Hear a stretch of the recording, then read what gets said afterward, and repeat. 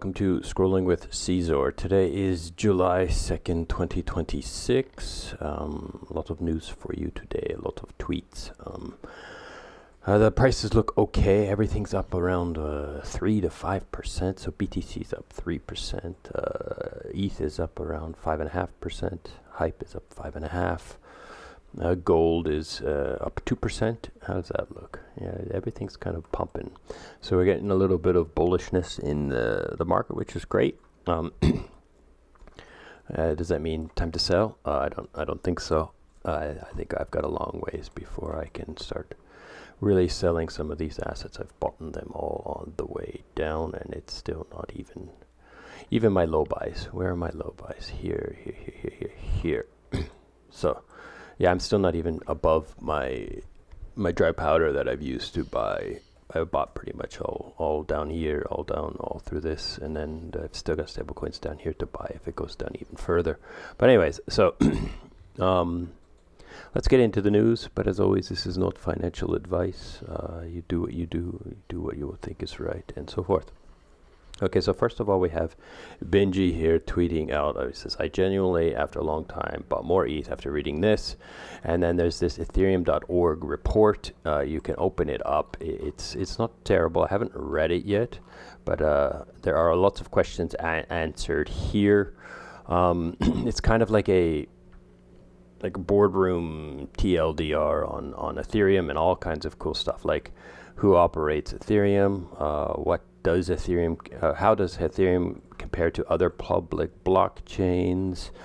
What is some of the compelling examples of how institutions and governments use Ethereum? So as you can see, it's like an institutional FAQ about Ethereum. I think it's pretty cool. I haven't read it all, of course. I'll read it when I've got some time. I haven't had time to really read this, but I do think it's mostly going to be, just very financially driven in the sense that, come do stuff on Ethereum. But anyway, so I think it's worth it. Take a look at it. Share it with people if you are a Ethereum bag holder. Okay, so on the other side of this, we have the first lesson of all Ethereum entity founders is don't give interviews to Laura Shin unless you are a PR pro. So Laura Shin runs this Unchained podcast, and over the past she's had a lot of big names on her podcast, and she gives them interviews, and usually she kind of gives you the juice, but also kind of fudges things. So what he's saying here is, someone said the guy from this guy here, Angskar Delitrits. I'm sorry, I butchered your name, but so he's a former Ethereum founder researcher. Now he's part of ETH Labs, and he went on an interview with her. And one of the things she took from the interview was this quote: "What surprised me of talking to Dietrich is that he openly admits ETH still has no clear value story after 5 years of being unable to break $5,000." So it's kind of like most of the influencers, KOLs, interviewers, and stuff like that. They're not really they're more concerned with views and drama than they are with actual just truth and logic and stuff like that. So I'm not sure exactly what was said, what he said, but I'm pretty sure he didn't imply that Ethereum has no clear value story. Maybe it's something along the lines of there's been different branches of what to do and what not to do and stuff like that, and there's been no centralized clear path step forward. So, and that's the way it should be. It should have multi paths so that different things can be developed, and then we can look at them as a community, as a whole, and compare them, and then decide which route to take. So anyhow, moving on, we have EtherFi. EtherFi is on Robinhood. Robinhood's all the buzz for the past little while. I should probably follow it. So Robinhood is got their own chain now. It's a layer 2. I haven't read everything about it, but I do have a little TLDR here to cook through. But it's basically Arbitrum-based L2. Focused on RWAs and so forth. So you can, I won't be able to share this with you, but I'm going to read through it. You can pause and kind of look at it if you're watching the video. So lots of things coming. There are some interesting stuff like some partner announcements on Robinhood chain that were kind of, I'm not really super happy about, but I'm not sad about them either. All kinds of cool stuff. I think it will have some feet to stand on. Okay, so yeah, that's Robinhood. EtherFi is going to be there. So it's kind of insane. Crypto once for decentralized peer-to-peer money degraded into a permissionless fintech wrapper. So yeah, that's the other side of the coin here. Is that like, yeah, it's going to be, it's going to bring people. It's going to show the legitimacy of blockchain technology, and in this case, Ethereum L2s. There's going to be lots of activity. Hopefully, it'll start burning some ETH, but probably not. The blobs aren't probably going to get saturated and start burning ETH, but maybe. All utility, people will come, people will use, people will learn, and that's fantastic. But what he's saying here is that like it's Robinhood, so it's like just basically a fintech. It's just Web 2, and now Web 2 is just like we're just using Web 3 to feed a Web 2 company and give them more legitimacy, more power and stuff. But we've got to choose the lesser of two evils, I guess. Okay, so Ramses did this tweet here, and you can read through it, but there's something here I wanted to mention. So it says, provide LP and earn RAM, convert RAM to XRAM or Hyper RAM, and then earn it each week.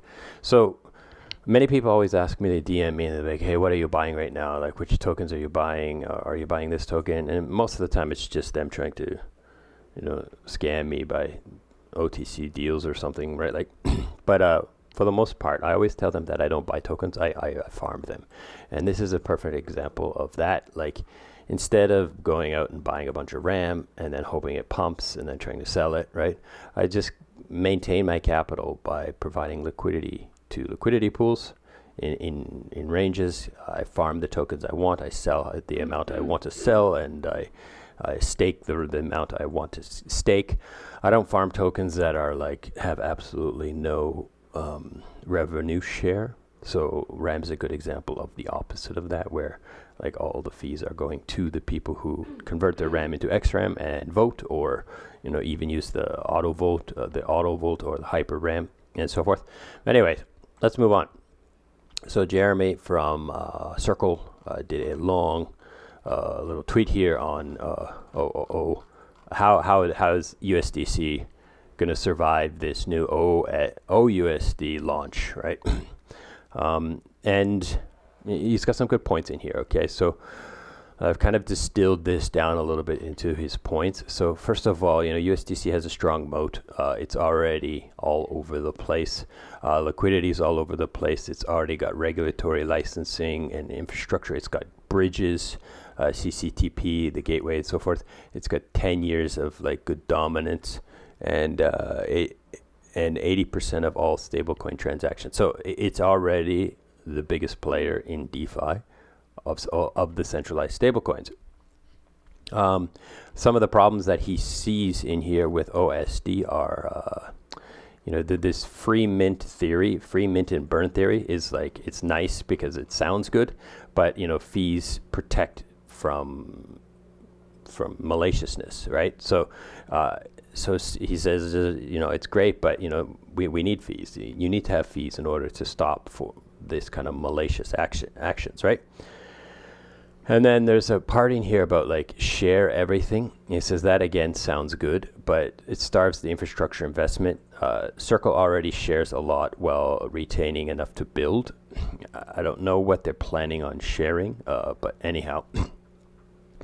Consortium, history of slow mismanagement, low in innovation outcomes versus forced execution. So running a centralized stablecoin as a consortium slows everything down, whereas if you run it as a business like he has, he can be more agile, he can work faster, he doesn't have to waste time having like Zoom calls and stuff like that. But anyway, so that's what he says. So he still thinks, don't worry, Circle's still around, Circle's still going, Circle still be the USDC will still be the dominant stablecoin in crypto. So anyhow, moving on. On the other side of the playing here, we have a stablecoin that is not run by a consortium or a centralized company. Liquidity's Bold stablecoin. It's only backed by ETH and all these kinds of stuff. But if you are considering using Bold as your stablecoin, you can migrate. Like if you already have a CDP on some other protocol, such as Aave or something, like say you've taken some ETH and you've borrowed some USDC or something like that, you can migrate your position without having to unwind. So in most cases, people take their ETH, they borrow some stable coins in whatever protocol they did that. They take those stable coins out and they bought something, and they're just hoping that they don't get liquidated, right? They have no plans of bringing back those stable coins. But they can reduce their interest rate if they just transfer their debt from their current position into a Liquidity Bold CDP. And you can do that all on DeFi Saver in one transaction with the loan shifting tool. So this is for people who already have CDPs open and don't want to unwind and rewind. You can just go here and play with it. It's a little bit of a learning curve. It'll take you probably a few hours to figure it out. Make sure you understand it before you click that button. But it is there. This option is there, so you can dig into it. Okay, so this is a pretty interesting video. Paolo of USDT Tether is explaining why he doesn't want to do the MiCA license, why he didn't apply for it. And it's pretty straightforward, okay? So he's like, the big banks in Europe won't work with him because he's, crypto, right? So he's got to work with little banks. Now, he has to keep 60% of his reserves in uninsured cash deposits. So he has to basically deposit a whole bunch of 60% of his TVL into these shady small banks, right?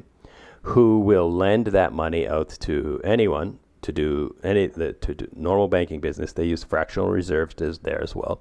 And then the problem is if somebody comes and says, "Hey, I want $6 billion. I want my $6 billion back," or maybe not that much. Let's say $1 billion back or whatever, right? I want a big chunk of my money back. And if he's got 60% of his reserves in these banks, he won't be able to get that money because that money will be lent to other people. It'll be like, he'll go to the bank and be like, "Hey, I need my money back." And the bank will be like, "Oh, we lent it all to the plebs to buy a house and a car and all this kind of stuff." So it's like, oh, then you go bankrupt. So then the banks go bankrupt and he gets screwed, and he can't handle the redemptions to his clients. So it's just like it's Europe forcing crypto coins to use European banks to keep European banks basically legitimate and so forth. And he doesn't want to support that. He doesn't want to take on that risk. I don't know. There might be something missing. I might be missing something. I'm not an expert on this, but what he's saying makes logical sense to me. So Polaris is a new stablecoin protocol coming soon. Ceazor, I am a VC in this. I invested in this, and I will do a video on it explaining it carefully. But as you can see, they will have a gold-based stablecoin. They have a US-based stablecoin. They have an ETH-based stablecoin. It's basically a stablecoin platform.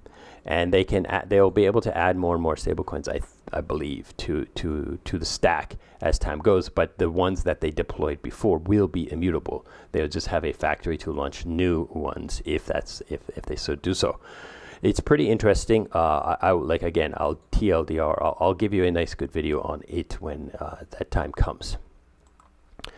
Moving on here we have DeFi Dad doing a clip of his podcast that he does with Nomadic, the DeFi Edge, right? And here he has Mike I'm sorry, I can't say your last name, but Mike from EtherFi, and he was asking him about what did you learn about the whole Kelp DAO exploit type thing, right? And one of the things he says is DeFi protocols need emergency measures. Blockchain is like the law of physics. DeFi protocol is not. So he's saying the blockchain needs to be immutable and credibly neutral and have no reaction to any kind of things that happen on it, right? However, the DeFi protocols should have reactionary measures like emergency pauses, blacklists, maybe even a pulling of assets back, like burning here and minting there. These kind of like powers should be in a DeFi protocol, because then they allow the blockchain to maintain credible neutrality and they can protect the users.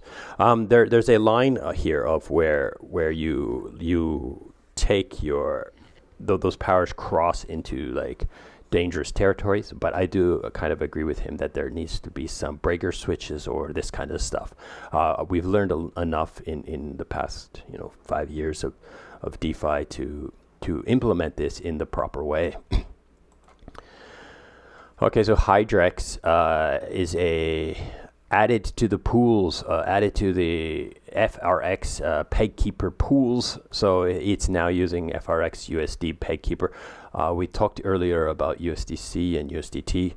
I would suggest you, if you are gonna open a liquidity pool, consider FRX USD instead. Even my silly sandwich token has FRX USD as its liquidity pool token, and as a result, I get FRX USD dividends into my ecosystem, which I use to help fund contests for my sandwich token. But anyways, so that's that. Moving on, we have Yearn Finance. Yearn Finance risk team released a new tool highlighting dependency risk across DeFi protocols. Quick explainer on how to use the tool. So you go to curation now, and then you click on dependency graph right here, and then you can see these kind of dependency graphs. So let's just quickly open one up. So here we have curation tool. Let's go to something. Let's go with Flex. This Flex where is this? Maybe they're not all of them have a dependency. Yeah, so they don't all have, all the reports don't have a dependency. Let's try Maple. Yeah, so dependency graph, and then you can kind of go through and check to see where the dependencies are and so forth. So here we have permissionless pool permission manager. So these are like admin functions, it looks like, governance, multi-sig. Yeah, so you can kind of go through this, and then you also have dependencies outward from protocols that are dependent on this this token, as I can tell. So anyhow, so you can dig a little bit deeper into that. I think it's a fantastic tool. I really like Yearn. As you can see, I have a Yearn front end on my own website here that you can use to deposit into Yearn vaults, and I will get a tiny amount of the fees. It's pretty straightforward. You deposit, you pay me nothing. Yearn splits the fees with me. And then when you want to withdraw, you can withdraw all of your tokens here, or you can just go to the Yearn website right here, view on Yearn, and you can deposit there. This is not a smart contract suite. This is only just a front end interacting with their smart contracts. But down here we have some other tools that I think are very valuable. Here's a link to the curation scores, the live strategies, as well as the Yearn Finance. So I think it's one of the things that I really like about them is they do these deep dives on different protocols, and they actually assess whether or not the risk is worth it, and they don't do it. So like, for example, so here's a risk reward assessment on staked Hype. So they were considering using Hyper EVM, and they started doing a risk report, and as you can see, it is a in-depth report on a specific asset. But they didn't go to Hype because the actual tooling and infrastructure was not very friendly, so they didn't go. But as you can see, they do a lot of assessments of protocols, and they're very in-depth and so forth. So you can check this out when you have some free time. Okay, I got one more tweet for you. So the True token, I'm a tester here. I have bags in True tokens. I like this True protocol, Trueo. But yeah, so they're basically going to add some stuff to some utility to the true token. So anyhow, so let's see what it says. So you can stake, you can get voting rewards, you can create markets, and creators earn true tokens. So there's going to be some sort of revenue share type thing going on. This doesn't really explain it very well. And he doesn't have in his tweet, he doesn't go through it, but no more mercenary farmers, no unsustainable emissions, and incentive mechanism that aligns everyone while keeping the project to grow. So I don't really know what the utility is yet. That's not clear, but I do believe in the team that's building this, and I hope they will produce something that is fantastic. Okay, so that's it for today. I hope this has been interesting and useful, and thank you. Goodbye.